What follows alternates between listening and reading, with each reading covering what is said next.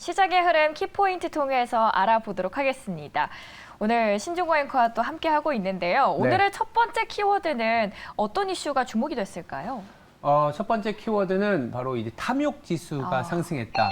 탐욕 지수가 상승했다 그러면 이거 너무 많이 오른 거 아니냐 뭐 이렇게 얘기할 수도 있는데 사실 단기적으로 오른 것도 사실이기도 하고 근데 지난 주말에 이제 월가에서는 논쟁이 좀 있었어요. 어떤 논쟁이 있었냐면 드디어 미 증시가 다시 강세장에 돌입했다 이런 얘기들이 있었거든요. 네. 그러니까 미국은 우리나라보다 더 테크니컬하게 많이들 보시더라고요. 뭐 S&P 기준으로 저점에서 20% 이상 주가가 상승하면 새로운 불마켓, 즉 강세장이 시작됐다 이런 얘기들이 있습니다. 지난 1950년 이후에 저점에서 20% 올랐을 때 강세장의 최대 기간, 최소 기간을 보면 최소 2년이었거든요. 네. 최대는 15년까지 됐기 때문에 그렇다면 2023년에 들어서 다시 불마켓, 즉 강세장이 시작됐다라는 거는 앞으로 24년, 25년까지도 조금은 더 지평을 넓히면 수익 구간이 발생할 수 있다라는 얘기가 될 수 있는데 한편으로는 또 지금 경제 상황을 보지 않더라도 너무 단기간에 오른 거 아니냐. CNN에서 조사하고 있는 공포 탐욕 지수라는 게 있습니다. 7개의 지표 갖고 얼마나 단기적으로 좀 시장의 센티멘트 내지는 가격이 좀 부담스러운, 단기적인 부담스러움으로 말씀드리면 한 7개 중에 4개가 좀 탐욕 지수에 들어와 있기 때문에 통상적으로 이렇게 공포 탐욕 지수가 왔다 갔다 하면서 시장은 좀 상승했다가 조금은 눌리고 다시 가는 이런 모습이 나타나는데 이번 주 같은 경우에는 탐욕 지수가 좀 과열권에 있다 보니 조금은 눈치 보기, 지금 숨고르기가 나타날 수도 있는 거 아니냐 이런 얘기들도 좀 부각되고 있는 상황입니다. 네, 지금 의견이 분분한 네. 시장인데요. 그 안에서 탐욕 지수의 상승 흐름에 대해서 먼저 짚어봤고요. 두 번째로 함께 넘어가 보도록 할게요. 이렇게 탐욕 지수가 높아진 상황에서 다음 차트, 그러니까 미국의 CPI를 보지 않을까. 물론 이번 주에 가장 중요한 이벤트는 아무래도 FOMC가 있습니다. 네. 네, FOMC 이전에 나오는 데이터가 또 미국의 물가이죠. 5월 데이터가 나올 텐데 시장의 기대는 굉장히 높습니다. 아시겠지만 지금 주택시장 같은 경우에 빠르게 둔화가 되고 있기 때문에 그동안 작년 그리고 올해 초까지 물가가 계속 내려왔음에도 불구하고 시장에서 상당히 우려했었던 것 중에 하나가 도대체 서비스, 특히 주택과 관련된 렌트비가 여전히 플러스 그리고 상당히 높은 수준을 유지하고 있기 때문에 올해 내내 연준을 괴롭힐 것이다 이런 얘기들이 많았거든요.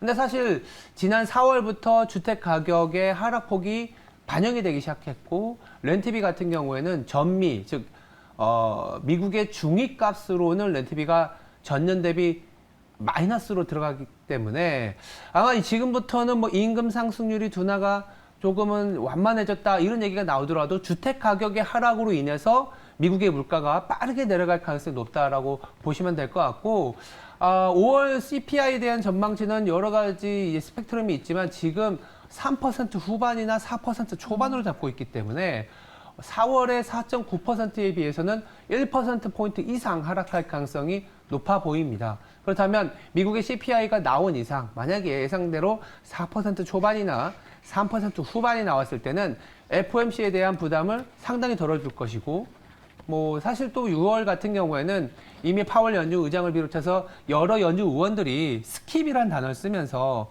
이번 달에는 올리지 않을 거라는 정도의 뉘앙스를 줬기 때문에 이 5월 지표 갖고 6월을 판단하는 게 아니라 시장에서는 7월에 있는 FOMC에서도 어쩌면 동결하지 않겠냐라는 기대감을 불러일으킬 수 있다는 거죠. 그래서 처음에 말씀드렸던 탐욕 지수의 상승은 아마도 CPI와 FOMC가 나타나기 전에 뭔가 숨고르기, 너무 좀 단기적으로 많이 올랐지 이런 차익 실현에 대한 부담을 좀 느끼는 주간이겠지만 CPI와 FOMC를 지나면서 조금은 좀 이렇게 가격 부담이 덜어지면 다시 제자리를 찾아가는 모습이 나타나지 않겠냐라는 측면에서 말씀드려봤습니다.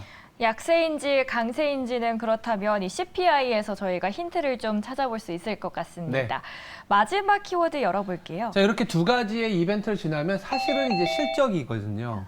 그러니까 미국의 CPI가 내려가는 부분들을 만약 이렇게 볼 수도 있어요. CPI가 계속 내려가게 되면 또 어떤 식으로 해석을 하냐면 야, 이거 디플레이션 압력이 커지는 거 아니야? 수요가 없어. 공급이 이제는 너무 많아. 이렇게 생각할 수도 있습니다. 이게 참 CPI가 올라갈 때는 또 너무 과열돼 있다, 긴축을 해야 된다 이렇게 하는데 항상 지표라는 게 그때그때마다 해석이 포인트가 다른데요. 이 CPI가 조금은 안정이 됐는데 기업 실적이 올라오게 되면 최근에 많은 얘기들 나오고 있죠. 골디락스. 그래서 미국이나 한국이나 지금 실적 개선이 나타나고 있는지가 상당히 중요한데 다행스럽게도 미국 그리고 한국도 실적이 개선되고 있는 모습이 나타나고 있습니다. 워낙 시장에 대해서 그리고 기업 실적에 대해서 안 좋게 봤었던 부분 때문이기도 하지만 미국 같은 경우에도 지금 테크와 커뮤니케이션, 커뮤니케이션도 사실은 테크에 거의 준하는 기업들이 많은데 이 두 섹터 위주로 시장이 올라왔고 실적도 아시겠지만 3분기부터는 빠르게 돌아설 가능성이 높습니다.